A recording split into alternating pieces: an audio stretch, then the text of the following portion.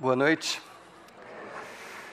Pois bem, como que eu posso acreditar que Deus está comigo se eu não sinto em alguns momentos da minha vida? Como que eu posso me manter animado e tentando ser feliz quando as circunstâncias às vezes tomam conta das nossas vidas, nos apertam de um jeito que a gente não consegue respirar e a gente não sente às vezes a presença de Deus? Como reagir nessas horas? E principalmente nessa época do ano, quando o ano já está por terminar, muitos de nós já estão torcendo para o ano acabar logo, para termos uma nova chance no ano que vem, no ano novo.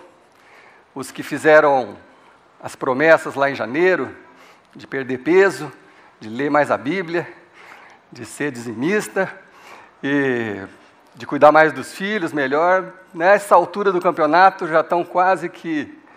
Essas promessas todas já são quase esquecidas, não é verdade? Na maioria de nós. Então a gente não vê a hora do ano acabar logo, porque o ano passa muito rápido, parece que cada vez a correria é maior, a gente não consegue administrar o nosso tempo direito, e aí chega nessa época do ano a gente está cansado. E eu tenho conversado com bastante gente, às vezes não é só o cansaço. Eu sei que muitas pessoas estão passando por lutas também nesses meses. Então, por isso, quando a gente pensa numa série, a gente leva tudo isso em consideração e tenta criar alguma coisa que possa ser uma resposta para todos vocês. Eu sei que alguns estão como a ilustração dessa série, estão aí sentados num banquinho à espera de um milagre. Você já chegou num ponto onde você está pensando assim, não, só um milagre pode me tirar dessa situação. O problema é que a gente não sabe lidar com as circunstâncias, com as dificuldades que a vida nos impõe. Nós temos dificuldade de lidar com as dificuldades. Nós lemos, às vezes, na Bíblia, nós aprendemos, mas na hora de colocar em prática é tão difícil, mas tão difícil. E aí a gente fica confuso, porque quando você tomou a decisão por Cristo, os que tomaram já essa decisão, nós temos também a tendência de achar assim, puxa vida, agora eu sou um cristão, os problemas não vão mais me atingir, agora nada de ruim vai me acontecer. Por quê? Porque Deus está comigo. Mas e aí vem uma luta, vem uma doença, vem um problema financeiro e você fala, puxa, mas o que está acontecendo? Mas muita gente acredita que o cristão, as pessoas boas, não deveriam passar por problemas. Eu até fiz uma pesquisa para ver se eu achava um versículo que desse suporte a isso. O cristão não tem problema. Então eu achei lá, se você tiver a sua Bíblia, está lá no livro de Noé, capítulo 5, versículo 17, diz o seguinte, põe lá na tela, por favor. Portanto, quando vos tornastes cristãos, jamais adoeceríeis. Vossos namoros não teriam um fim inesperado. Vossos times não iriam para a segunda divisão. E tampouco o vosso nome iria para o Serasa. Eu gostaria que esse versículo estivesse na Bíblia, mas infelizmente nem o livro de Noé, se você é novo com Bíblia, nem o livro de Noé nós temos na Bíblia. Enfim, mas muita gente pensa isso, que por ser cristão, os problemas não vão nos atingir. A gente não vai sofrer com as circunstâncias da vida. Mas se você ler esse livro, você vai descobrir, em primeiro lugar, que não existe o livro de Noé, e segundo, você vai descobrir que esse livro é recheado de histórias de pessoas que tiveram lutas iguais, maiores ou muito maiores do que as nossas. Talvez a sua história favorita da Bíblia seja de algum personagem que passou por uma dificuldade muito grande, uma luta muito grande, um sofrimento, uma perda muito grande, e a ponto de quase perder as esperanças e, de repente, viu a mão de Deus agindo na vida deles. Não é assim? Talvez os seus personagens favoritos sejam assim. Nós vamos estudar algumas histórias dessas e eu vou começar essa série com talvez a história mais tensa de todas que a gente encontra nesse livro. Talvez o momento mais tenso escrito na Bíblia, talvez o momento mais tenso da humanidade. E esse momento aconteceu numa salinha com poucas pessoas, e foi um momento de muita, muita incerteza, assim como nós vivemos em alguns momentos da nossa vida, momentos de incerteza. Nesse exato momento aqui, o que estava acontecendo é que Jesus tinha falado com os seus discípulos, gente, vamos para Jerusalém celebrar a Páscoa lá. E aí eles foram com Jesus, mas aí Jesus fez uma coisa diferente. Ele sozinho, ele articulou com algumas pessoas e arrumou um lugar para eles passarem a Páscoa isolados, sozinhos. Só ele e os mais chegados, os discípulos dele. E a Páscoa, se você sabe ou se você não sabe, a Páscoa, na verdade, já existia há algumas centenas de anos, que a Páscoa era a celebração da saída do povo do Egito. O povo hebreu, o povo de Deus, foi escravo do Egito por 400 anos. Vocês imaginem, durante 400 anos, as pessoas orando a Deus para que Deus os livrasse da escravidão. Eles trabalhavam 7 dias por semana, não tinha descanso. Eles eram escravos de trabalho forçado. Imagina as famílias, os pais, as mães orando durante 400 anos para que Deus os libertasse. Eu sei que muita gente ora 4 dias e já acha que Deus não existe, que já não tem mais, já não sente mais a presença de Deus, já procura outra alternativa. Esse povo orou 400 anos e finalmente Deus levantou um libertador para aquele povo e numa certa noite Deus falou, essa é a última noite. Então eles fizeram uma ceia para comemorar, que no dia seguinte eles deixaram o Egito, deixaram de ser escravos. 1400 anos depois desse fato, está lá Jesus numa salinha com seus mais chegados discípulos para celebrar aquela Páscoa junto com eles. Mas alguma coisa era diferente naquele momento. Eles já tinham passado a Páscoa juntos outras vezes, mas naquele específico dia, aquele momento específico, as coisas estavam um pouquinho diferentes, havia uma tensão no ar. Haviam rumores de que queriam prender Jesus, queriam matar Jesus. Jesus, por outro lado, nesse momento, ele já era muito conhecido, ele era quase que um popstar. Se fôssemos pensar na nossa época de hoje, ele era muito conhecido, as multidões seguiam Jesus e queriam estar com Jesus. Só que isso ofendia os líderes religiosos, os fariseus, então eles queriam achar uma forma de acabar com aquilo, com aquele movimento, acabar com Jesus. Então havia uma tensão muito grande. Nesse contexto, Jesus começa a falar com os seus discípulos sobre morte, sobre prisão, sobre tortura. Um assunto pesadíssimo. Talvez você esteja passando por algum problema hoje, mas que não se assemelha a um problema como esse. Uma ameaça de morte, uma ameaça de tortura, de sofrimento. E nesse momento de incerteza, Jesus começa a falar com os seus discípulos, e se você trouxe a sua Bíblia, eu queria que você abrisse lá no livro de Marcos, no capítulo 14 de Marcos. Como eu disse, nesse momento havia muitas incertezas, e Jesus começa assim a falar com os seus discípulos. Lá no versículo 17, diz o seguinte: ao anoitecer, Jesus chegou com os 12. Quando estavam comendo, reclinados à mesa, Jesus disse: digo-lhes que certamente um de vocês me trairá. Alguém que está comendo comigo. Naquela cultura e na nossa cultura, hoje, quando você chama alguém para comer com você, na sua casa ou em algum lugar, geralmente é uma pessoa muito próxima, uma pessoa que você estima, uma pessoa que você confia. Imagine o desconforto que isso que Jesus falou criou naquele ambiente. É como se você convidasse os seus amigos para jantar na sua casa e de repente você falava assim, falasse assim: um de vocês é uma pessoa muito falsa, um traidor. Imagina o constrangimento que aquilo ia trazer para o ambiente da sua casa, para o seu jantar. É assim que Jesus começou. Jesus foi muito direto. Aí como eles reagiram? Eles ficaram tristes. E um por um lhe disseram: Senhor, com certeza não sou eu. Não. Jesus, para com essa conversa, ninguém vai te trair. Como é que é o coraçãozinho? Nós somos brothers, nossa família. O que é isso, Jesus? Ninguém vai te trair. Eu não, o outro, eu não. Um por um dos discípulos só falando: não, eu não vou te trair, não. Ninguém vai te trair. Para com essa conversa, Jesus. Essa conversa é muito pesada. Vamos falar de coisa boa. ninguém vai te trair. Mas havia algo na voz de Jesus, e Jesus afirmou: é um dos 12, alguém que come comigo do mesmo prato. O Filho do Homem, ele estava se referindo a ele mesmo, o Filho do Homem vai, como está escrito a seu respeito. Mas ai daquele que trai o Filho do Homem, melhor lhe seria não haver nascido. Essa passagem e esse livro é cheio desses momentos de incerteza.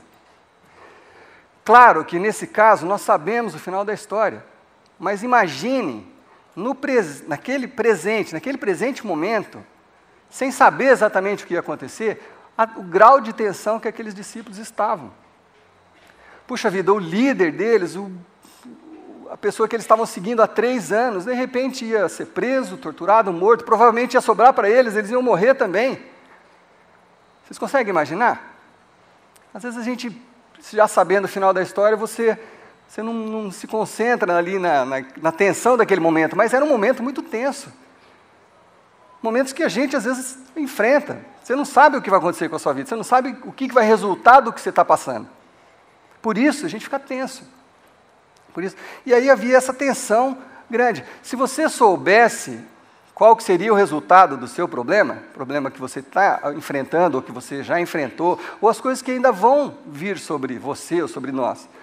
Se você soubesse o que ia acontecer depois disso, se você soubesse o final da história, talvez a gente não ficasse tão ansioso, talvez a gente não sofresse tanto, não é verdade? Vamos dar um exemplo bem simples.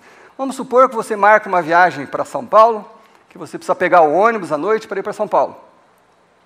Aí naquele dia que você vai viajar, você combinou tudo, um final de semana bacana lá em São Paulo, você combinou tudo, naquele dia você começa a passar mal de alguma coisa que você comeu, aí você tem febre, aí você vai para o hospital, você vai murmurando para o hospital, você vai reclamando, se você é cristão, você fala: ô Deus, meu final de semana em São Paulo, não sei o quê, você vai para o hospital todo queixoso e talvez até já brigando com Deus. Vamos supor que o final da história fosse o seguinte: porque você não embarcou naquele ônibus se acidentou no meio da estrada e todos morreram. Vamos supor que, voltando ao tempo, você conseguisse adivinhar isso. Você não iria diferente para o hospital? Ia ou não? Deus, obrigado por essa dor de barriga. Obrigado por aquele camarão estragado, sei lá o quê, aquela maionese, obrigado. Porque isso me livrou. Lógico, mudou alguma coisa? Pensa bem, mudou alguma coisa no perfil da pessoa, no estado físico da pessoa? Não mudou absolutamente nada. Só que a esperança com a qual você foi para o hospital, puxa, aquilo ali te livrou de um problema maior, te fez mudar completamente a forma como você estava reagindo àquele problema. Então, se a gente pudesse adivinhar o resultado dos nossos problemas, o que vai acontecer com aquilo, a gente enfrentaria melhor. É isso que nós estamos tentando aprender aqui, como lidar melhor quando a gente está passando por uma dificuldade, né? Como eu disse, esse livro aqui está cheio dessas histórias. Se você se lembra de algumas, a história, por exemplo, de José, o José do Egito. Um rapazinho, a história dele começa lá quando ele tinha uns 17 anos, que a hora que ele olha para as circunstâncias, ele está dentro de um poço, que ele foi jogado pelos irmãos dele dentro daquele poço, e ele pode escutar a conversa dos irmãos lá fora. Mais ou menos nesse sentido a conversa dele. Será que a gente mata ou a gente vende como escravo? Será que a gente mata o nosso irmãozinho ou a gente vende como escravo? Eu sei que você tem problema com seu irmão, mas talvez não seja nesse grau, né? A dificuldade que você tem com seu irmão, mais novo ou mais velho. Mas é isso que José estava vivendo. Imagina a cabeça de José naquele momento. Ô Deus, puxa vida, ou eu vou morrer, ou eu vou ser escravo no Egito. Obrigado. Tem alguma coisa melhor? Ou tem alguma coisa pior? Não é assim que talvez ele tenha sido tentado a pensar? Ele não sabia o futuro. Mas por que ele foi ali vendido como escravo para o Egito?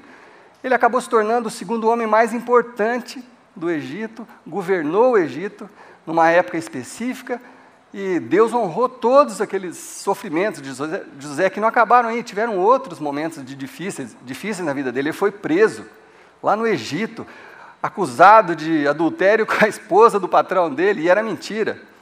Ele deve ter se sentido mais uma vez ali na prisão, puxa vida, não. Não é justo, Deus, puxa vida, eu estou aqui, cadê Deus? O Senhor não está me ouvindo? Mas Deus tinha um plano em cada momento da vida dele. Bom, outro personagem que talvez você conheça a história é o próprio Davi, o rei Davi. Personagens que às vezes inspiram a gente até a dar nome para os filhos, né? Eu sou um admirador do Davi. Ele era um artista, guerreiro ao mesmo tempo. Essas duas coisas combinadas eu sempre achei interessante na história do Davi. Davi, num certo momento da vida dele, o filho dele estava levantando um exército para atacar o reino do pai, para matar o pai. O pai teve que sair fugido, Davi teve que fugir. E como o filho não conseguiu matar o pai, ele humilhou Davi de uma forma, naquela época, assim, absurda, a humilhação que Davi sofreu com o filho dele, a humilhação que o filho dele fez sobre ele. Coisa ridícula. Eu sei que você tem problema na sua família, talvez problema com seus filhos, mas talvez seu filho não esteja juntando um exército para acabar com a sua vida, né? Imagina a tensão de Davi nesse momento. E Davi tem alguns salmos muito interessantes. Tem um que está lá, o Salmo 69, ele fala assim: salva-me, ó Deus, pois as águas me sobem até o pescoço. Né? Às vezes a gente fala que está por aqui, né? Você acha que isso aí foi uma criação de alguém? Está tudo na Bíblia. Um dia eu vou fazer uma mensagem só sobre os ditados que a gente acha que são ditados populares e que são todos da Bíblia. Um abismo chama outro abismo. Tem várias coisas que estão na Bíblia que a gente pensa que é cultura popular. Davi está falando: a água está chegando no pescoço, Deus. Socorro, me ajuda. Como acontece com a gente às vezes. Mas o mesmo Davi, passando por todas as incertezas, declara lá no Salmo 46, Deus é o nosso refúgio e fortaleza, socorro bem presente na angústia. Ele sabia que Deus estava sempre presente. Um outro caso, nós estamos aqui na igreja com bastante mulheres grávidas, com bebezinhos. Imagina uma mãe cujo filho está ameaçado de morte. Então, isso aconteceu no Egito, declararam que todos os bebês, homens, iriam morrer. Então, essa mãe resolve colocar o filho numa cestinha, vedou ali a cesta para a água não entrar, e colocar num rio. Entre os assassinos do rei e os crocodilos, a mulher escolheu os crocodilos, botou um nenezinho dentro do rio para escapar dos assassinos do rei. É isso que eu falo. Você consegue imaginar um momento, aquele momento que ela está lá com o nenezinho colocando, ela fala: Deus, cadê você? Cadê a esperança? Eu preciso de um milagre. O que vai acontecer? Ela não sabia o que ia acontecer. Nós sabemos. Aquele menino foi achado pela filha do faraó, acabou se tornando um príncipe, depois acabou sendo o libertador, que é o Moisés, que nós falamos agora há pouco. Então, a Bíblia é cheia dessas histórias, de momentos de incerteza, onde tudo podia dar errado, tudo podia acontecer, mas talvez a diferença principal entre eu e essas pessoas, ou entre nós e essas pessoas, seja que essas pessoas conseguiram confiar em Deus, mesmo naqueles momentos de incerteza. Elas se mantiveram firmes. E voltando para a nossa história, Jesus continua, lá no versículo 22, ele fala o seguinte: enquanto comiam, Jesus tomou o pão, deu graças, partiu e deu aos seus discípulos, dizendo: tomem, isso é o meu corpo. Eu imagino Pedro, né, que é aquele mais explosivo: Jesus, para com essa conversa. Jesus, não fica falando essas coisas negativas. Nós estamos com Deus, nada demais vai acontecer com a gente, Deus vai nos livrar. Jesus, liga a televisão, você vai ver o pastor lá falando o seguinte: é só determinar, ou então faz a corrente lá de não sei quanto, a fogueira santa de não sei de onde, que o problema vai embora. Pô, Deus está com a gente, você determina, acabou o problema. Jesus menos, Pedro. Não vamos ligar a TV, não. Pedro tentando convencer Jesus de que não ia ser daquele jeito. Eu imagino Pedro falando assim: Jesus, não temas, eu sou contigo. Alguma coisa assim. Mas Jesus continuou. Em seguida, tomou o cálice, deu graças, ofereceu aos seus discípulos e todos beberam. E lhes disse: isso é o meu sangue, da aliança, que é derramado em favor de muitos. Eu lhes afirmo que não beberei outra vez do fruto da videira, até que aquele dia em que beberei o vinho novo no reino de Deus. Jesus estava se referindo, obviamente, à morte dele, que aconteceria poucas horas depois, o sofrimento que ele ia passar, o derramar do sangue dele naquela cruz. É isso que Jesus estava se referindo. E aí Jesus falou uma coisa ainda mais constrangedora. Disse-lhes Jesus: vocês todos me abandonarão, pois está escrito, ferirei o pastor e as ovelhas serão dispersas. Eu, Pedro, que isso, Jesus? Que isso, Jesus? Ninguém vai te abandonar, Jesus. Que isso? Para de ser negativo. Nós estamos com você a qualquer momento, né? Não é isso que... Olha o que Pedro falou, isso eu não estou inventando. Pedro declarou: ainda que todos te abandonem, eu não te abandonarei. Bonito, né? Bonito. Esse mesmo Pedro, algumas horas depois, diante de uma garotinha de 13, 14 anos, falou assim: você não estava com ele? Não. Jesus, eu nem sei quem é. Jesus, como é que fala? G, é com G ou com J? Não, nem conheço. Nem conheço. E depois, mais uma vez, Pedro falou que nem conhecia. Aquele que bateu no peito falou: não, nós não vamos te abandonar. A grande pergunta para nós, nesse começo da nossa série é: será que diante das incertezas, diante das dúvidas, diante dos problemas financeiros, de relacionamento, no casamento, com um filho, uma pessoa doente na família, será que nesses momentos de incerteza nós conseguimos ter a certeza de que Deus está conosco? Será que nos seus momentos de luta, que talvez você esteja passando hoje, ou que você passou recentemente, ou que talvez você venha a passar, será que nós conseguimos, naquela dificuldade, naquele momento de incerteza, naquele momento de medo, será que nós conseguimos acreditar e confiar que Deus ainda está conosco, que Deus ainda tem o controle, que Deus ainda tem o mundo e o nosso mundo em suas mãos? Porque a forma como você responder a essa pergunta vai fazer toda a diferença na sua vida. A maneira como nós respondemos a essa pergunta fará toda a diferença na nossa vida. Vai fazer a diferença pela forma como você vai encarar os seus problemas. Se você vai passar por eles, pelos desertos, pelas tempestades, se você vai passar em paz, ou se você vai ficar desesperado, angustiado e descrente, desacreditado. A resposta a essa pergunta é o que vai fazer a diferença nas nossas vidas. A forma como você responde a essas perguntas. A paz que a gente consegue para passar nesses momentos não significa, e que isso fique bem claro, a paz não significa ausência de dor ou de sentimento. Não é que a gente vai ter paz e...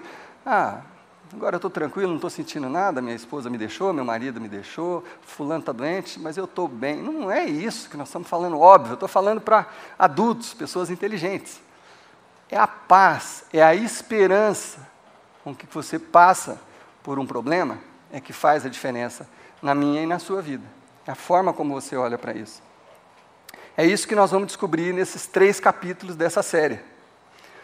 Que a fé, ela não pode ser atrelada a uma sensação clara de que está tudo perfeitamente certo. Isso não é fé, isso é pensamento positivo.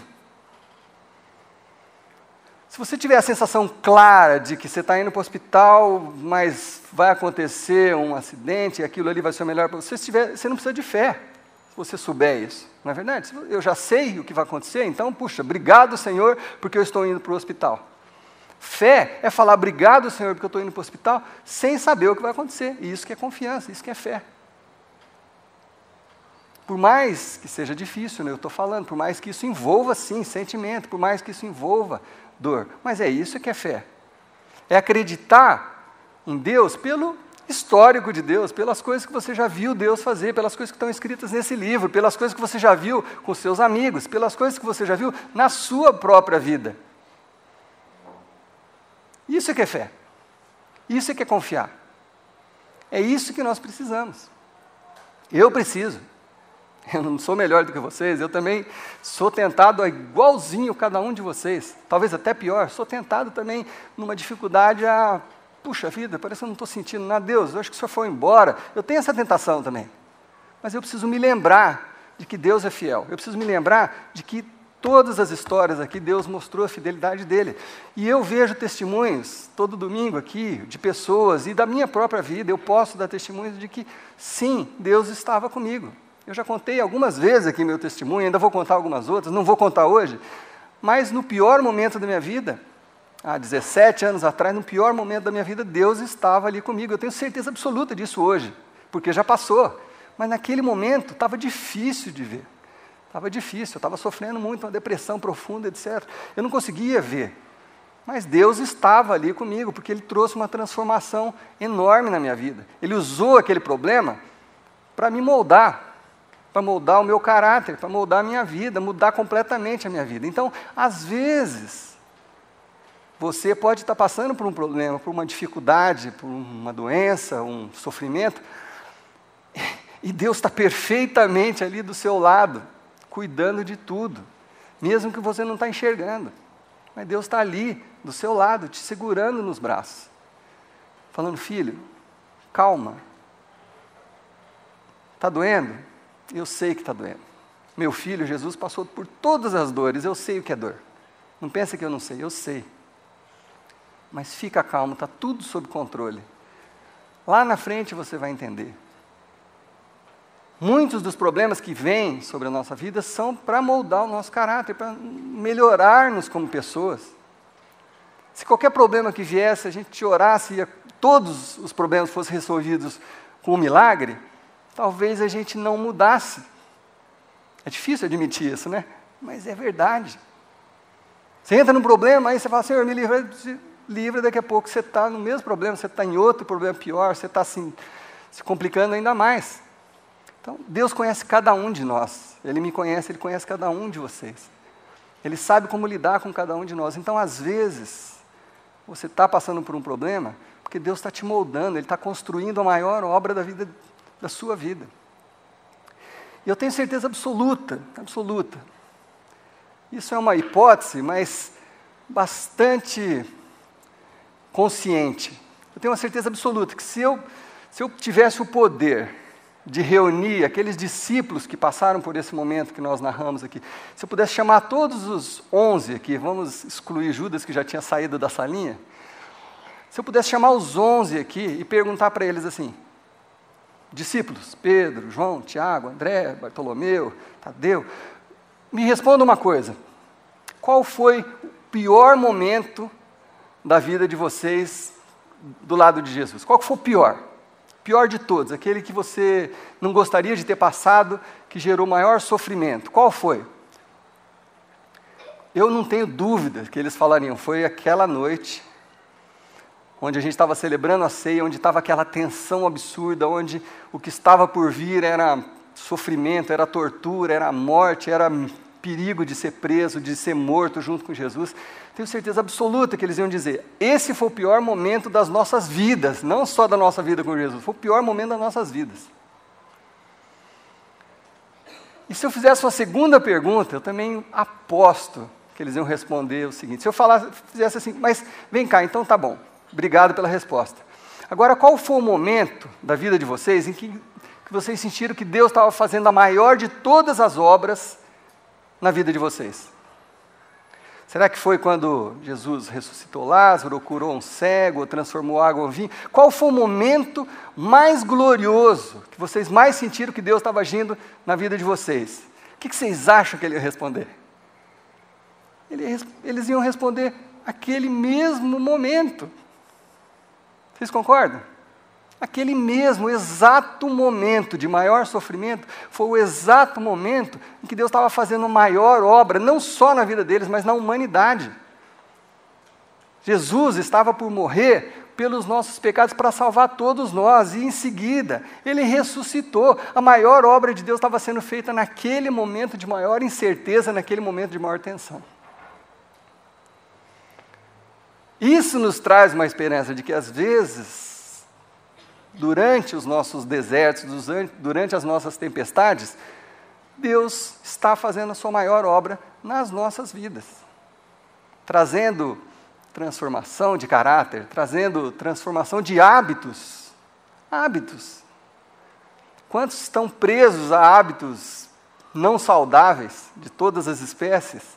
Quantas pessoas na nossa sociedade hoje, talvez alguns aqui, estão presos a hábitos e não conseguem se libertar? Puxa vida, às vezes Deus vai usar uma circunstância aparentemente, ou com todas as características de ruim, para transformar você numa pessoa muito melhor. Mas eu sei que você ouve isso e talvez você fala assim, puxa vida, interessante isso, mas isso não vai pagar meu aluguel amanhã, nem vai trazer meu marido de volta e nem... Tá bom, eu concordo com você que isso não vai fazer o seu problema desaparecer. Mas isso pode te dar uma certeza de que nos momentos de incerteza, Deus vai estar com você, como Ele está nesse momento que você está passando, não sei o quê. Ou, talvez sua vida hoje, nesse momento, esteja muito boa. Glória a Deus, graças a Deus por isso, e a gente quer mesmo que a nossa vida seja muito boa, todo o tempo. Mas, infelizmente, nós sabemos que não é assim, que a gente lida com circunstâncias o tempo todo. Perdas, separações, problemas financeiros, a gente lida com isso. Aquele versículo não existe. Aquele versículo de Noé 5:17 que eu inventei não existe. Cristãos também passam por tempestades, por dificuldades. Então, quem sabe isso te ajude a passar pelo momento que você está vivendo. Quem sabe te ajude a se lembrar um versículo que está lá em Romanos, que é maravilhoso. Sabemos que em todas as coisas, que Deus age em todas as coisas para o bem daqueles que o amam. Todas, todas. Mas será que aquela também? Em todas as coisas Deus age para o bem daqueles que o amam. Isso pode trazer conforto e a paz que nós precisamos para enfrentar os momentos de dificuldade. Aqueles momentos que você olha para as coisas e fala, puxa, eu estou à espera de um milagre porque eu não sei mais o que fazer. Deus tem uma paz disponível para você. Ele tem um conforto que pode te ajudar a passar por aquela dificuldade. E você nunca vai saber com antecedência qual vai ser o resultado. Mas que essa palavra possa te trazer essa certeza. Sim, Deus não deixou os seus braços, não tirou seus braços de volta de mim. Deus não me abandonou. Deus não sumiu, Deus não ficou surdo, Ele não ficou velhinho e não está escutando mais. Deus está ouvindo sim, Ele está com você, Ele está comigo. Independente de você sentir, independente de você ouvir, Ele está com você. É essa certeza que a gente pode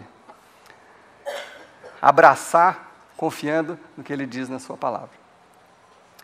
Então eu não sei qual é o momento específico da sua vida hoje, mas no iniciar dessa série, eu quero orar com todos vocês agora e pedir para que, seja lá qual for a situação de cada um aqui, que Deus se revele a vocês, que você possa ter a certeza de que mesmo se você não estiver sentindo que Deus está no controle, mesmo que você estiver olhando para as circunstâncias e falar assim, caramba, o que eu faço? Eu não sei mais o que fazer, parece que não tem mais opção. Que você possa ter lá dentro do seu coração essa fé, essa confiança de que Deus está com você. Que você abrace essa verdade e possa viver com essa verdade, porque tenho certeza que se fizermos isso, nossa vida pode melhorar em muito. Porque se a gente conseguir passar pelos momentos de dificuldade em paz, aí a vida fica maravilhosa. Porque, puxa vida, quando você não estiver ali naquela tensão, a vida é gostosa, é bacana. O que atrapalha são os problemas. Então, nós estamos aprendendo um jeito de passar por essas dificuldades. Amém? Vamos orar, pedir isso para Deus? Senhor Deus, eu não conheço as histórias as pessoas que estão aqui nessa noite, Pai, eu não conheço as histórias das pessoas que vão estar ouvindo essa mensagem pela internet. Talvez a minha história seja pequena se comparada com o que algumas pessoas estão vivendo nesse momento, Senhor Deus, mas para o Senhor as histórias são todas do mesmo tamanho, não tem pior, não tem melhor. Só a gente sabe o que dói na gente mesmo, só a gente sabe o que nos faz sofrer. Então, Deus, diante disso que nós ouvimos hoje, Pai, diante das histórias bíblicas que nos inspiram, Senhor Deus, eu quero te pedir, Pai, que traga aos nossos corações essa confiança em Ti. Que traga aos nossos corações essa paz que nós precisamos para enfrentar as dificuldades. Que o Senhor traga aos nossos corações o Teu conforto, Deus. Para que passando por esse deserto, por essa luta, por esse fim de relacionamento, por esse problema financeiro, pelo afastamento de um filho, eu não sei o que cada um está vivendo, Senhor Deus, mas que passando por isso nós possamos olhar para trás e ver, puxa vida, até naquela circunstância tão difícil, a mão de Deus estava comigo. Que nós possamos, Senhor Deus, viver com essa fé, Pai. E que essa fé nos ajude em todos os momentos difíceis da nossa vida.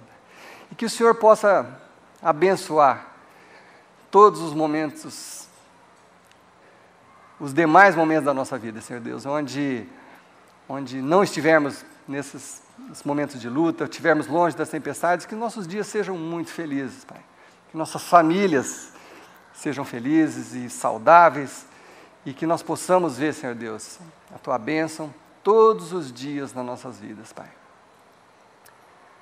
Então eu oro, Senhor Deus, por cada um, Senhor Deus, e principalmente, mais uma vez, por aquele que nesse momento está num momento de dureza, de dor, de tensão, de incertezas, que a Tua certeza venha sobre esses corações, Senhor Deus, que a Tua paz venha sobre esses corações, e que o Senhor os ajude, nos ajude a passar por esse momento segurando as nossas mãos, Senhor Deus, para que nós glorifiquemos o Teu nome ao findar dessa jornada, desse deserto, dessa tempestade, em nome de Jesus. Amém.